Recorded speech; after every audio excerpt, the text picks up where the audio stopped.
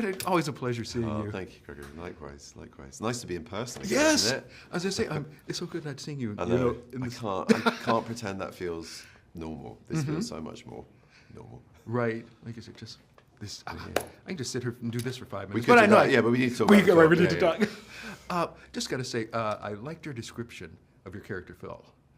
Thank you. What you talked about him about, or called him. Yeah. Because, like you said, you're like the nicest guy in the world.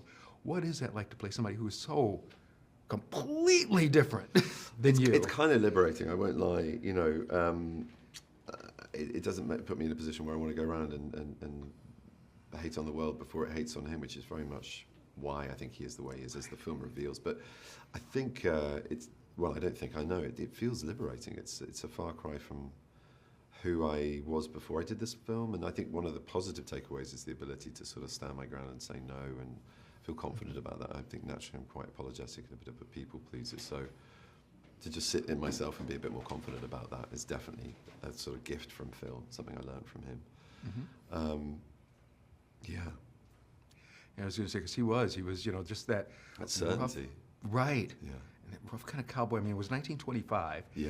And the part that was throwing me off, my mother was born in 1922, so I'm thinking it's, you know, a while back, but not too far. No, and I think, you know, behaviourally, the tropes that we see in him and the subject matter of toxic masculinity is sadly one that's still very prevalent. And I think what Savage is trying to do, and certainly Jane, is look under the hood and try to understand the cause of that behaviour rather than just signify it as being, there's an aggressor or oppressor or predatory male. And ask the question, why, how does this happen, so that we can move into that sphere of trying to tackle it head on with dialogue and understanding. Right. And something else, this is one of those movies where folks are going to have to see it again or want to see it again. I hope, yeah.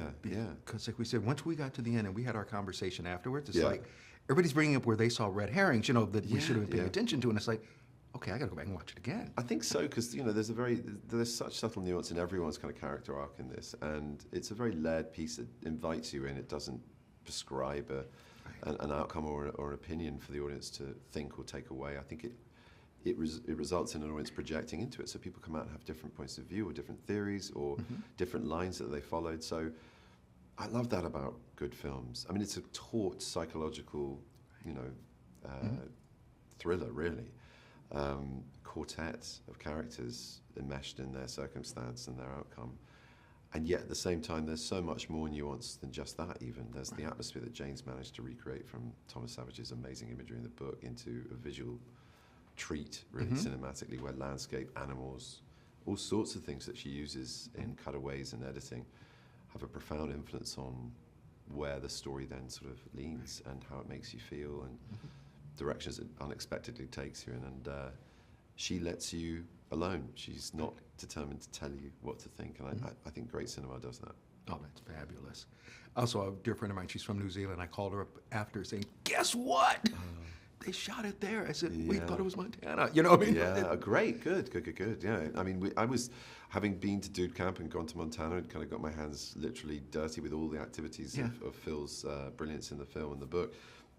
I was sort of becoming obsessive about sort of native grasses that weren't going to be on display in New Zealand, and no, I think they've done an amazing job, both in the art department. I mean, Grant's set is a masterpiece. Yes. It truly is, and it's something for nothing when you get to walk into a barn or the lower floor and the kitchen area and all the things that were on set, but also within Auckland in the studio, and you feel you're present in that era. It was just a gift to work on. Yeah. And one thing, just as in closing, that's funny that I guess compared to then as to now, with especially the COVID, when your character didn't take a bath for a week, it's kind of like we all knew. I know. There he was. That was a bizarre gear change to come back from a place where we'd been washing groceries and sanitizing our hands till they were raw, to then sort of play this character who celebrates dirt, who lives with it on him as a sort of badge of his masculinity and his work and his authenticity. It was quite a jump. Buddy, great to see you. Lovely to see you too. All right. And this was one of those movies where we've been talking about. We've all probably got to go out and see it again. Take friends, because afterwards we all talked about it, and certain people were seeing certain things at certain times as well as others. And then once we get to the end, it's like, let's go back. Exactly. I've loved that. I mean, that was something that we all explored ourselves. Like, when I received the script, it was something personal that I explored, and I had my own judgments that were twisted on their butt. And then when I worked with the cast and the crew, you know, we all explored our own approaches to it. But it's been really fulfilling as well to see everyone's response now. And thank God COVID isn't, you know, too rampant, that we can actually see the experience, you know, in person, how it hits people in their interpretation. It's a really big part of this movie. Yeah, because you just made me think about that. You're absolutely right. If I just watched it myself, you know, Yeah. you'd be like, okay, I got, You this think other. you missed something there. You need to bounce it off other people. It really does haunt you in that way, in the best way possible. Mm-hmm. And then even like with your character, we see him in the beginning, guys get picked on, all different things. But he's got to be the most interesting person to follow through this whole movie. Definitely. I mean, you know, as I say, when I was reading it, that was something that really attracted me to the role. Obviously, when I was finished, to see his whole arc, and actually to discover that he doesn't necessarily have an arc. He doesn't have a transformation. It's us and our judgments of him that explain his story and explain who he is and who he always was. And I think that's something hard to convey. That's something hard to internalize, and also express yourself externally as something very delicate and lighthearted and possibly naive. But of course, with the help of a masterful filmmaker like Jane Campion, it's a plausible task. Right. And what was it like? I mean, obviously the story's set in Montana, but you shot in New Zealand. Yep.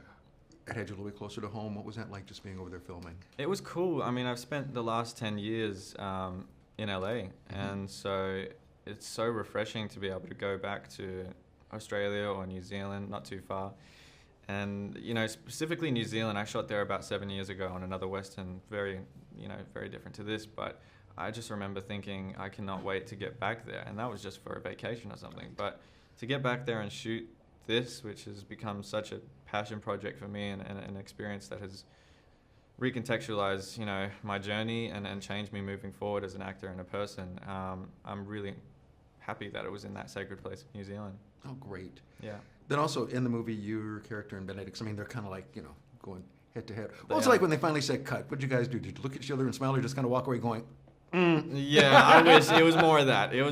You know, Benedict was asked by Jane to take a method approach to constantly, you know, be in Phil's shoes. So I think that was necessary. You know, Benedict is such a beautiful human being, and we couldn't have him anywhere near us. We needed that hostile nature, that hostile environment, because it had a domino effect on, you know, all of us collectively. And so, yeah, it was a cool experience, but it was lovely to meet the real Benedict when we stopped shooting. great. Yeah. That also made me think, you know, like I was raised by a single mother, like you had mentioned, Right. as well. And back in the day, especially, people thought, oh, if a mother just raises a guy, oh, he's not going to be tough, so we got to toughen him up. Yeah. And that came through, like you said, as well for the character in the movie. Absolutely. I mean, it shows how we can still be powerful. We can still be extremely strong, confident human beings, no matter what we look like or how we carry ourselves or the things that we might be interested in.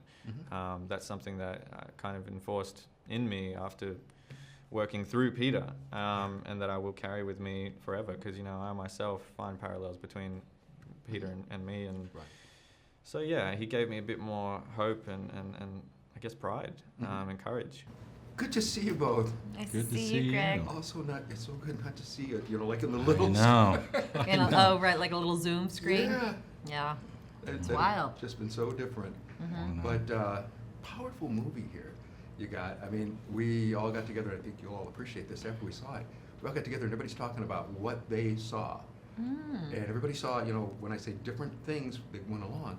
So it's like, okay, we got to watch it again so I can catch your red herring, this red herring, and that one. So I can only imagine when you first got the script, Jesse, it was like, what is going on here? Oh yeah, it was at the time and still like one of the best scripts I've read, and then just knowing that Jane Campion was behind it, you could just immediately see it. Yeah. Right, and then, you know, just the different things about the characters, because Kirsten, like with yours, she's got your husband, basically, her son, now kind of like the crazy brother-in-law. I mean, she had, when she got into what she got into, she, to an extent, almost had no choice. It was like being locked down in COVID. Well, I feel like, yeah, there's definitely, when she goes to that ranch, she's so isolated, and, you know, at that point, too, it wasn't like we are now. Like, she was very reserved in how much she expressed about what was going on to George, and I think she was just trying to be polite, kind of, but everything was stripped away from her. You know, her whole way of life and having a purpose in life was running that in with her son. And then Phil just slowly, psychologically gaslights her, and then she kind of spins out of her own mind and turns to alcohol to kind of cope with just being in the home. Right. And like I said, that's why when that COVID party, it's like who was locked in the house. It's like, Yeah. okay, you know. Well, luckily I was pregnant during a lot of COVID, so I was pretty healthy. Good for you. Good for you. Thank you. You know. And congratulations Thanks. too. And then, you know, actually, just on one of the fun parts, I heard you talk about how you grew up riding horses, and you were used to them, you know, being by themselves and all like that. Tell us a little bit about what was your horse's name? Jerry. Jerry. We won't say what his surname is. But Jerry the Kiwi horse. Yeah, you know, it was a real. We worked it out, but it took a lot of working out. He, like I said, he's used to pulling a plow, so it was used to another horse, you know, going along beside him, and so he was just very antsy being by himself, and would just drift to try and find another horse to rub up next to. But yeah, we eventually figured it out. I think. right. Well, it looked good. Okay. good. We didn't know from watching. I So- wouldn't know Alright, either good. I'll now. put it that way. And then also, you know, I know people at times do draw things from other movies, and it was so funny. You mentioned the part about the spinning with Drop Dead Gorgeous. That was one of my COVID movies.